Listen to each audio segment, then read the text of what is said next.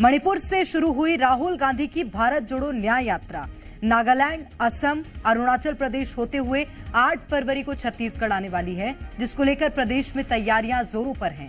छत्तीसगढ़ प्रदेश प्रभारी Sachin Pilot back to back प्रदेश में दौरे कर न्याय यात्रा की रणनीति को लेकर चर्चा कर रहे हैं। और लोकसभा चुनाव के पहले कांग्रेस नेता राहुल गांधी एक बार फिर देश में नई यात्रा कर रहे हैं और इसका नाम है भारत जोड़ो न्याय यात्रा। इस यात्रा का रोड मैप तय हो चुका है। खास बात यह है कि राहुल गांधी की यात्रा छत्तीसगढ़ भी आएगी और लगभग 5 दिन यहां पर रहेगी। छत्तीसगढ़ में राहुल गांधी की ये पहली यात्रा होगी। हालांकि इससे पहले राहुल गांधी ने भारत जोड़ो यात्रा की थी, लेकिन वो मध्य प्रदेश से आगे बढ़ गई थी और छत्तीसगढ़ नहीं आई थी। लोकसभा के मद्देनजर कांग्रेस यात्रा को बेहद अहम मान रही है। वहीं छत्तीसगढ़ में भारत जोड़ो न्याय यात्रा लगभग 5 लोकसभा सीटों को कवर करेगी।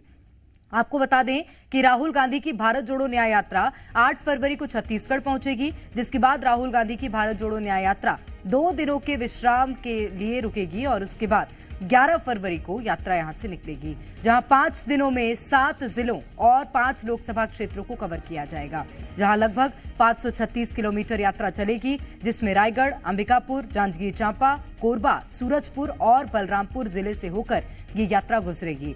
जहां कांग्रेस की भारत जोड़ो न्याय यात्रा से लोकसभा चुनाव में तमाम उम्मीदें लगाई बैठी है, तो वहीं लोकसभा की 11 सीटों को लेकर प्रदेश में सियासत भी देखने को मिल रही है। हमारे नेता हैं, उन सबसे आज खुले माहौल में चर्चा करी है और 11 की 11 सीटों के ऊपर अच्छा माहौल कांग्रेस के पक्ष में है और जो विनेबल कैंडिडेट्स हैं उनको शॉर्टलिस्ट हम लोगों ने किया है और चर्चा करी है और एक ही क्राइटेरिया है कि कैसे हम लोकसभा का चुनाव जीतें। छत्तीसगढ़ में हम विधानसभा चुनाव नहीं जीत पाए थे, लेकिन हमारा जो वोट का डिफरेंस था वो 1-1.5% का था, बहुत ज़्यादा नहीं है।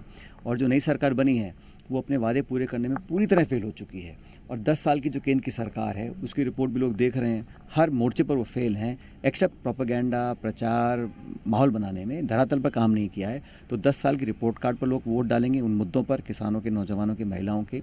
इसलिए जो हमारी 11 सीटों पर चर्चा आज हुई है सार्थक रही है, बहुत अच्छे परिणाम आएंगे और हम लोगों ने शॉर्टलिस्ट किए हैं जो विनेबल कैंडिडेट्स हैं और इसमें एक ही क्राइटेरिया रखा है हम लोगों ने कि कौन सीट निकाल सकता है। पिछली बार जब हम 15 विधानसभा जीते थे तब 9 लोकसभा जीते थे। अब तो हम बहुत बेहतर स्थिति में, इसलिए 11 की 11 लोकसभा में भारतीय जनता पार्टी आगे रहेगी।